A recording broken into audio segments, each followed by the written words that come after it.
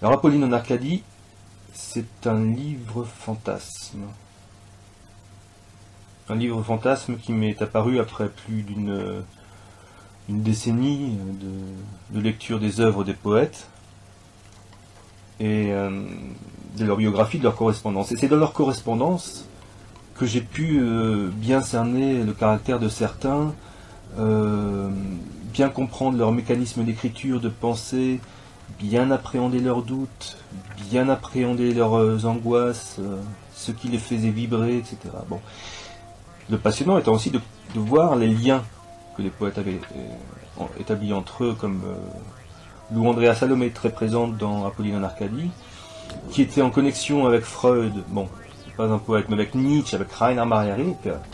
Rainer Maria Rilke, le grand ami de la poétesse russe Marina Tsvetaeva. Marina Tsvetaeva, grand ami de Pasternak. De Mayakovsky, qui lui avait des relations plus ou moins intimes avec Lily Brick, sœur, je crois, d'Elsa Triolet. Elsa Triolet, qui au demeurant fut la grande muse d'Aragon. Bon, alors à partir de là, l'arborescence n'en finit plus. Et ça, c'est passionnant. Passionnant. Et donc, j'ai voulu mettre tous ces gens, de leur redonner vie, dans un espace comme ça, plus ou moins confiné. Il fallait que je trouve quelque chose pour les animer.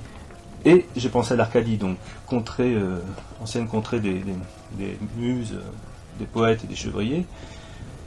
Mais aussi, il me fallait un lien avec notre quotidien. Et c'est là que j'ai créé Apolline, donc jeune femme, maîtrisant le feu poétique, étant passionnée, et donc qui va rentrer en connexion pour le meilleur et pour le pire. Il va y avoir des situations cocasses, curieuses, intéressantes, profondes avec tous ces poètes. De là d'ailleurs va naître une intrigue autour de cette nouvelle arrivante, certains vont l'appeler la nouvelle arrivante. Et cette intrigue, peut-être que je ne vais pas en dire plus, c'est à vous de la découvrir. Apolline s'arrêta un instant pour dénombrer les hameaux et pour constater l'harmonie fabuleuse qui régnait ici.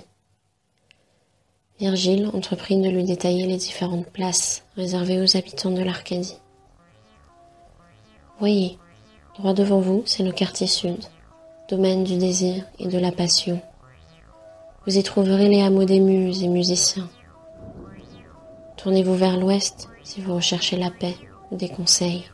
C'est là-bas que nos poètes les plus sages et plus anciens résident. J'y ai ma demeure. Vous séjournerez au nord, terre de la connaissance et de la patience. Une fois sur place, demandez à rencontrer Khalil Gibran. Il sera prévenu de votre arrivée avant même que vous y soyez. Pardon de vous interrompre, maître, mais Khalil Gibran parle-t-il ma langue aussi bien que vous? Vous raisonnez encore de manière bien rationnelle, mon ami. Comment pensez-vous qu'un tel espace ait pu échapper aux lois des cadastres qui occupent votre monde de boutiquier? Sondez votre âme et dites-moi si la réalité commune, dans laquelle vous avez survécu jusqu'ici, doit et peut être la seule qui ait le droit d'exercer sa légitimité. Si vous avez passé la porte, c'est que vous êtes de notre race, de notre langue et de notre esprit. Tout ce que vous découvrez ici vous paraît bien nouveau, et pourtant vous sentez combien cette contrée vous est familière, n'est-ce pas?